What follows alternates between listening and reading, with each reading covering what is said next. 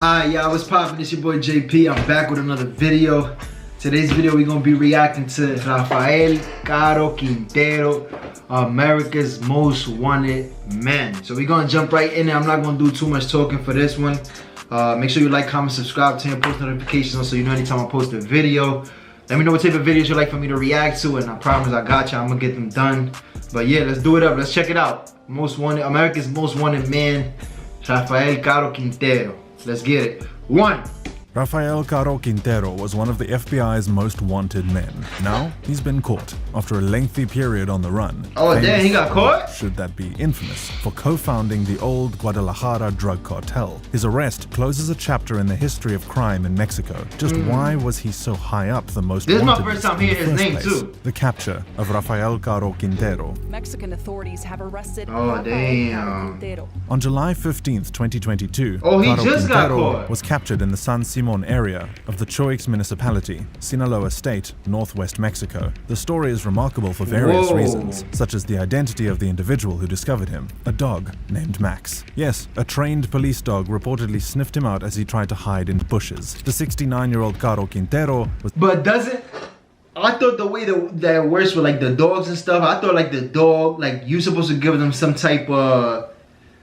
Like they supposed to know like your smell or something like that, and then, you know, they go out and get you. Like, if he was the most wanted man and they haven't, you know what I'm saying, found him in a long time, how the fuck the dog, you know it was him?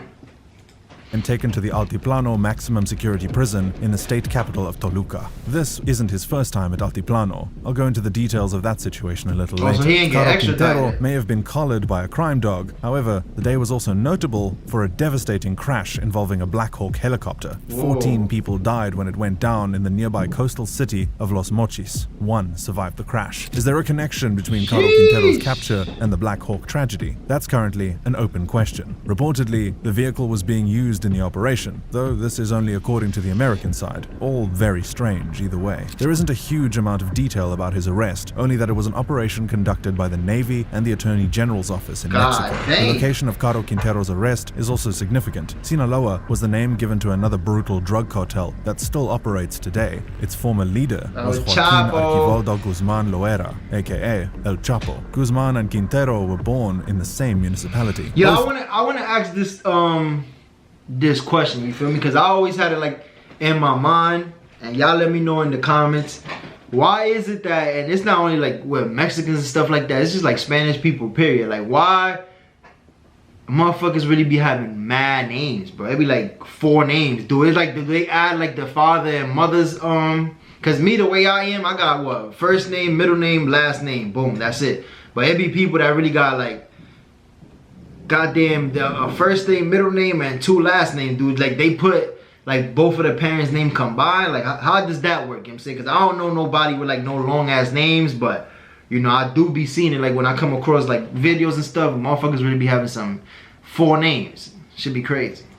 Became part of the epic and violent history of cartels. Here's how Caro Quintero came onto the scene and made his name.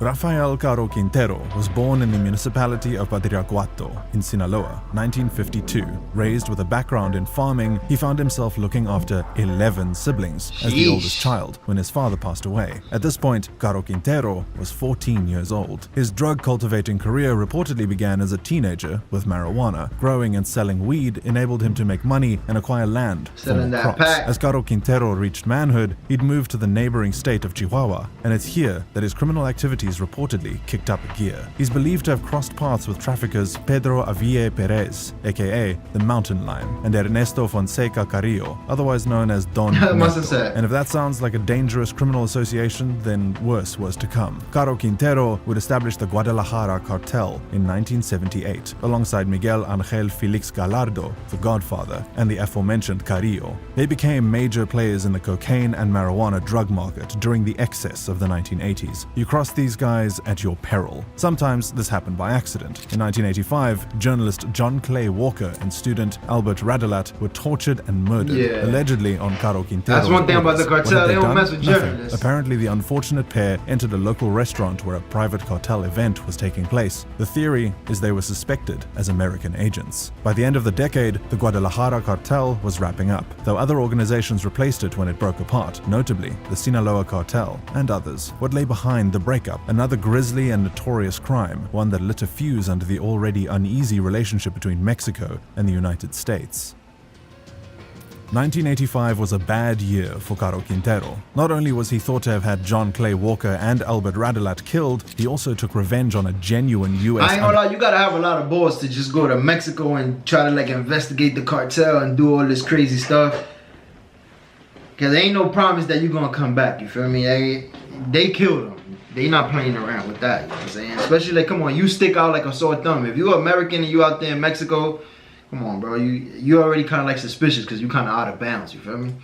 Cover agent Enrique Kiki Camarena. Unlike the poor souls who died from being in the wrong place at the wrong time, Camarena was heavily involved in challenging the cartel. A few months earlier, a ranch called El Búfalo in Chihuahua was razed to the ground by law enforcers. The ranch covered 2,500 acres and cost its owner approximately $160 million in lost weed. Who was the owner? One Rafael Caro Quintero. The Guadalajara cartel believed that Camarena was responsible for supplying information leading to the raid, so they sought him out, using officials to snatch Camarena and a man named Alfredo Zavala Avelar. This reportedly happened during the day. How was Avelar mixed up in the situation? Well, he'd apparently committed the crime of being Camarena's pilot, another life caught up in the brutality of the drug wars. Transported to western Guadalajara, the men were tortured and murdered. The torture lasted for an astonishing 30 hours. When Camarena's remains were found dumped in Michoacán state, it caused outrage and led to the DEA launching their biggest ever murder investigation, Operation Legend. While Caro Quintero later denied involvement in the crime, he fled to Costa Rica. This bloody sequence of events wound up with the demise of the Guadalajara cartel. The cartel eventually lived on through other organizations, yet the decision by Gallardo, Caro Quintero, and others to go after Camarena proved to be disastrous for the empire. They got their pound of flesh, but arguably took chunks out of themselves in the process. Caro Quintero's life as a fugitive didn't last long. He was tracked down to Costa Rica and arrested a couple of months after Camarena's murder. Sentenced to 40 years, the maximum allowed under the Mexican justice system, he took his first trip to Altiplano, staying in 3 facilities over the years. He didn't exactly... So he got locked up for murder of the people and eventually ended up getting out? What the fuck? How you get 40 years and you still come home? A quiet life behind bars, at least according to reports. Like his contemporary, El Chapo, he managed to pull strings whilst incarcerated. Money was allegedly laundered through various businesses via his family contacts. And it's not like the drug trade stopped because a boss was locked up. Brother Miguel succeeded Rafael as the head of his own setup, the Sonora cartel. The Guadalajara cartel fragmented into assorted groups, which maintained a firm hold on the flow of narcotics. Plus, Rafael Caro Quintero may have been destined to spend his life in jail, but turns out destiny had other ideas. A sentence of 199 years actually hung over his head, though he'd be out before that. In fact, he never passed the 30-year mark. Questions lurked in the background over Caro Quintero's conviction. Not that he wasn't a likely culprit for the crime, more that the circumstances behind the high-profile trial were seen as all wrong. He beat it? To the frustration of lawmakers and victims' families, Rafael Caro Quintero walked out of prison a free man in 2013. The argument behind his release was a simple... Damn, but what year he got locked up? Was he locked up from the 80s to 2013? That's a lot of time right there, bro.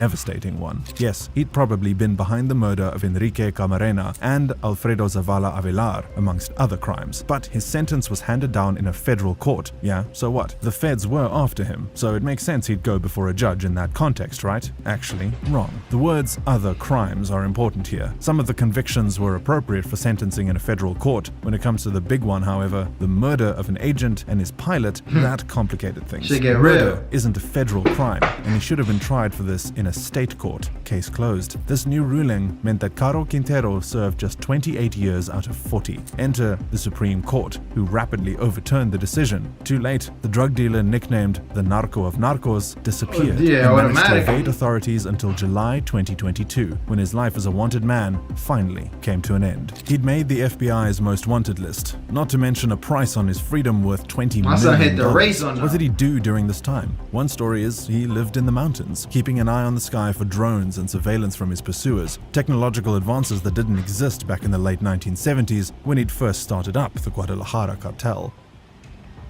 Now he's likely to spend the remainder of his days behind bars. What can we take away from the life of Rafael Caro Quintero? He's widely seen as an evil man, and with good reason. But is there more to him than the image of a brutal drug lord? Thankfully, well, depending on your definition of thankful, Caro Quintero spoke to the media from his hideaway in 2016. See, that's why they be messing up at. The first time was to Proceso, and the second to the Huffington Post. During these that's the same shit interviews, he revealed his assertion that he'd only dealt drugs in his earlier years. He also expressed a wish for peace and a need to protect his family, denying that he'd played a role in the deaths of Camarena and Avelar. He also mentioned his health problems. A prostate issue had apparently left him weakened, and mention was made of his less than opulent lifestyle. Overall, the purpose behind the interview was to set the record straight in the wake of stories about his criminal behavior. While Caro Quintero has been the cause of tensions between the USA and Mexico, one thing they have agreed on is his extradition to the States. Extradite him? Washington previously tried to extradite him during his first spell in prison, but Mexican authorities didn't agree. In terms of Caro Quintero's contribution to popular culture, a fictionalized version of him is available to watch via the Netflix show Narcos Mexico. Despite protestations that he's a misunderstood figure, his reputation as a drug lord will no doubt live on. Also, the symbolic nature of his arrest spells out the end of an era to some, as well as being important in terms of justice. The capture of Caro Quintero cements his questionable status as an innovative and powerful player in a very nasty and violent game. Want to know more about the cartels and the people behind? Yeah, this is the end of the video right here.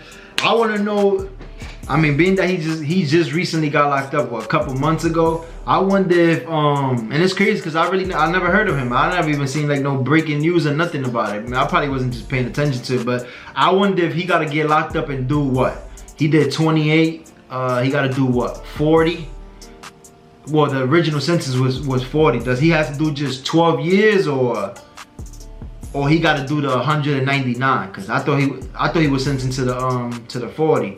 Which is crazy. But y'all let me know in the comments. Make sure you like, comment, subscribe, turn your post notifications on so you know anytime I post a video. And yeah, to the next one. Oh!